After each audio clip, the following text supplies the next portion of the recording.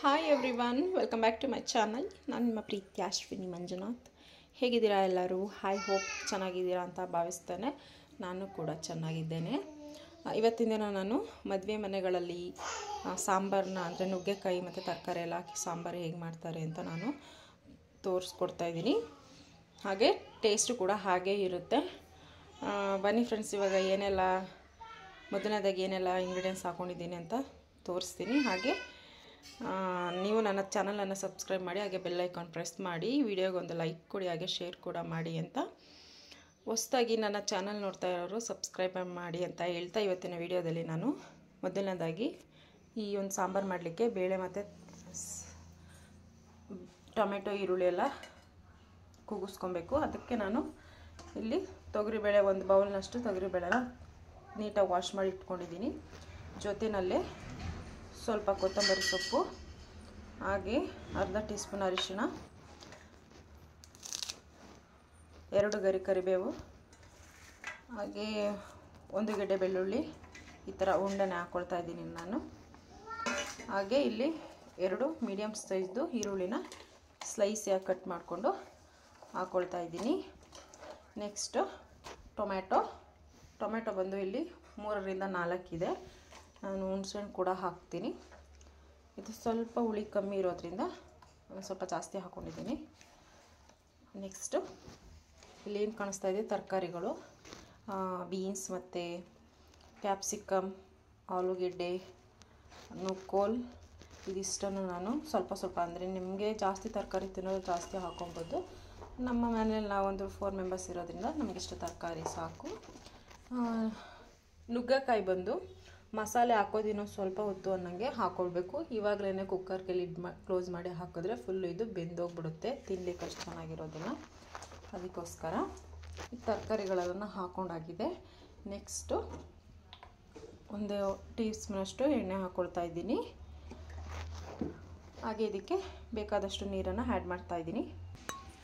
ನಾನು ನೀರನ್ನು ಆ್ಯಡ್ ಮಾಡ್ತಾಯಿದ್ದೀನಿ. ಇದಕ್ಕೆ ಜಸ್ಟ್ ಒಂದು ಮಿಕ್ಸನ್ನು ಕೊಟ್ಟು 2 ವಿಷಲ್ ಬರೋ ತನಕ ವೇಟ್ ಮಾಡಬೇಕಾಗುತ್ತೆ. 2 ವಿಷಲ್ ಸಾಕು, ಬೇಗ ಬೇಯುತ್ತೆ. ಅದಕ್ಕೋಸ್ಕರ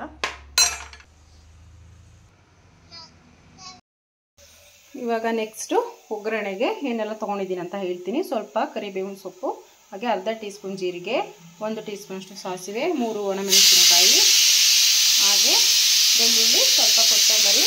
ಈಗ ಆಲ್ರೆಡಿ ವಿಷಲ್ ಬಂದಿದೆ ಅದು. ನೆಕ್ಸ್ಟು 1 ನಿಂಬೆ ಗಾತ್ರದಷ್ಟು ಹುಣಸೆಹಣ್ಣನ್ನು ಈ ಥರ ಆ್ಯಡ್ ಮಾಡಿದ್ದೀನಿ, ನೆನೆ ಹಾಕಿಟ್ಕೊಂಡಿದ್ದೀನಿ. ಇದು ಮನೆ ಬೇಳೆ ಸಾಂಬಾರು ಪುಡಿ. ಇದೊಂದು 2.5-3 ಟೀ ಸ್ಪೂನ್ ಅಷ್ಟಿದೆ. ಹಾಗೆ ಮಾಡಲಿಕ್ಕೆ ಎಣ್ಣೆ. ಇವಾಗಿದು ವೆಯ್ಟ್ ರಿಲೀಸ್ ಆಗಿದೆ. ನಾನು ಲಿಡ್ಡನ್ನು ಓಪನ್ ಮಾಡ್ಕೊಳ್ತಾ ಇದ್ದೀನಿ. ನೋಡ್ತಾ ಇರ್ಬೋದು ನೀವು, ಎಲ್ಲ ಚೆನ್ನಾಗಿ ಬೆಂದಿದೆ. ಬೇಳೆಗಳೆಲ್ಲ ಫುಲ್ಲು ಸ್ಮ್ಯಾಶ್ ಮಾಡೋ ಹಾಗೆ ಇಲ್ಲ. ಈ ಥರ ಒಂದು ಕೈಯನ್ನು ತಗೊಂಡು ಈ ಥರ ಆಡಿಸಿದ್ರೆ ಅದರದ್ದು ರಸ ಏನಿದೆ ಅದು ಬಿಟ್ಕೊಳ್ಳುತ್ತೆ. ಇವಾಗಿದು ಕುದೀತಾ ಇದೆ. ನೆಕ್ಸ್ಟ್ ನಾನಿಲ್ಲಿ ತೊಳೆದಿಟ್ಕೊಂಡಿದ್ದೆ ನುಗ್ಗೆಕಾಯಿನ ಆ್ಯಡ್ ಮಾಡ್ತಾಯಿದ್ದೀನಿ. ನುಗ್ಗೆಕಾಯಿ ಒಂದು 5 ನಿಮಿಷ ಬೆಂದರೆ ಸಾಕು, ಬೇಗ ಬೆಂದೋಗ್ಬಿಡುತ್ತೆ. ಇದು ಎಳೆ ನುಗ್ಗೆಕಾಯಿ. ಎಲ್ಲವನ್ನು ಹಾಕಿಟ್ಕೊಂಡಿದ್ದೀನಿ. ಈ ರೀತಿಯಾಗಿ ನಾವು ಲಿಡ್ಡನ್ನು ಕ್ಲೋಸ್ ಮಾಡಿ ಬೇಯಿಸ್ಕೊಬೇಕಾಗತ್ತೆ. ಇದಿವಾಗ ಒಂದು ಅರ್ಧ ಭಾಗದಷ್ಟು ಬೆಂದಿದೆ. ನೆಕ್ಸ್ಟು ನಾನು ಬೇಳೆ ಸಾಂಬಾರು ಪೌಡ್ರನ್ನ ಹಾಕ್ಕೊಳ್ತಾ ಇದ್ದೀನಿ. ಇದು ಹಾಕ್ಕೊಂಡು ಸ್ವಲ್ಪ ಈ ರೀತಿ ಮಿಕ್ಸ್ ಕೊಟ್ಕೊಂಡು, ಸಾಂಬಾರು ಪುಡಿ ಎಷ್ಟು ಚೆನ್ನಾಗಿ ಬೇಯುತ್ತೆ ಅಷ್ಟು ರುಚಿ ಚೆನ್ನಾಗಿರುತ್ತೆ. ಈ ಖಾರ ಎಲ್ಲ ಎಳ್ಕೊಬೇಕು ತರಕಾರಿಗೆ, ಅದಕ್ಕೋಸ್ಕರ ಈ ರೀತಿ ಮಾಡ್ಕೊಬೇಕಾಗುತ್ತೆ. ಹಾಗೆ ಜೊತೆಯಲ್ಲೇ ಹುಣಸೆ ರಸ ಕೂಡ ಆ್ಯಡ್ ಮಾಡ್ತಾ ಇದ್ದೀನಿ. ಈ ಟೈಮ್ನಲ್ಲಿ ನಾವು ಕನ್ಸಿಸ್ಟೆನ್ಸಿ ನೋಡಿಕೊಂಡು, ನಿಮಗೆ ತೆಳು ಬೇಕಾದರೆ ಇನ್ನೊಂದು ಸ್ವಲ್ಪ ನೀರು ಹಾಕ್ಕೊಬೋದು, ಇಲ್ಲಾಂದರೆ ಇಷ್ಟೇ ಸಾಕಾಗುತ್ತೆ.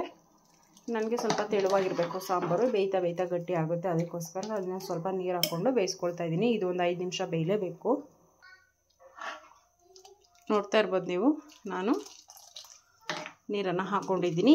ಈ ಕನ್ಸಿಸ್ಟೆನ್ಸಿಯಲ್ಲಿ ಇರಬೇಕು. ಬೇಯ್ತಾ ಒಂದು ಹದಕ್ಕೆ ಬರುತ್ತೆ. ಇವಾಗ ರುಚಿ ಕೂಡ ಆ್ಯಡ್ ಮಾಡ್ತಾಯಿದ್ದೀನಿ.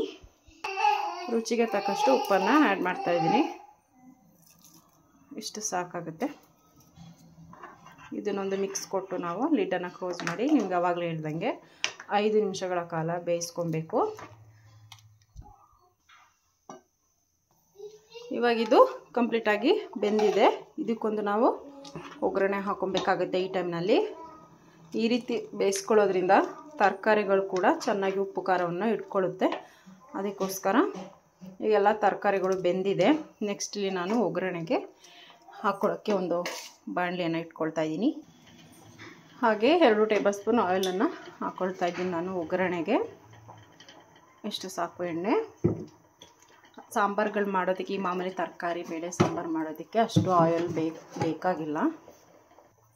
ಎಣ್ಣೆ ಕಾದಿದೆ. ನಾನು ಸಾಸಿವೆ ಹಾಕ್ಕೊಳ್ತಾ ಇದ್ದೀನಿ.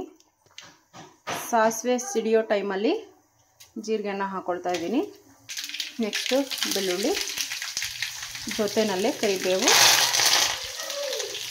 ಒಣಮೆಣಸಿನ್ಕಾಯಿ ಹಾಕ್ಕೊಳ್ತಾ ಇದ್ದೀನಿ. ಇದು ಸ್ವಲ್ಪ ಘಮ ಬಿಡಬೇಕು, ಅಲ್ಲಿ ತನಕ ಫ್ರೈ ಮಾಡ್ಕೋಬೇಕಾಗುತ್ತೆ. ನೋಡಿ ಈ ರೀತಿಯಾಗಿ ಫ್ರೈ ಮಾಡ್ಕೊಬೇಕು. ನಾನು ಇದಕ್ಕೇನೆ ಸಾಂಬಾರನ್ನು ಆ್ಯಡ್ ಮಾಡ್ತಾಯಿದ್ದೀನಿ.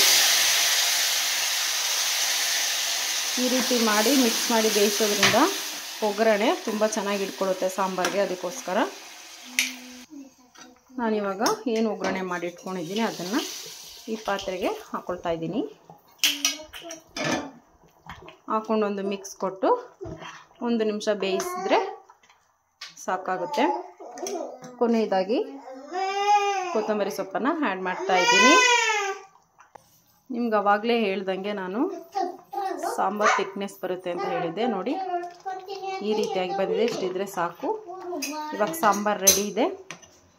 ಈ ವಿಡಿಯೋ ಇಷ್ಟ ಆಗಿದೆ ಅಂತ ಭಾವಿಸ್ತೀನಿ. ನೀವು ಮನೆಯಲ್ಲಿ ಒಂದು ಸಲ ಟ್ರೈ ಮಾಡಿ ನೋಡಿ, ಕಾಮೆಂಟ್ ಬಾಕ್ಸಲ್ಲಿ ತಿಳಿಸಿ ಹೇಗಿದೆ ಅಂತ ಹೇಳಿ. ನೆಕ್ಸ್ಟ್ ವಿಡಿಯೋದಲ್ಲಿ ಸಿಗ್ತೀನಿ ಫ್ರೆಂಡ್ಸ್. Take care. ಬಾಯ್ ಬಾಯ್.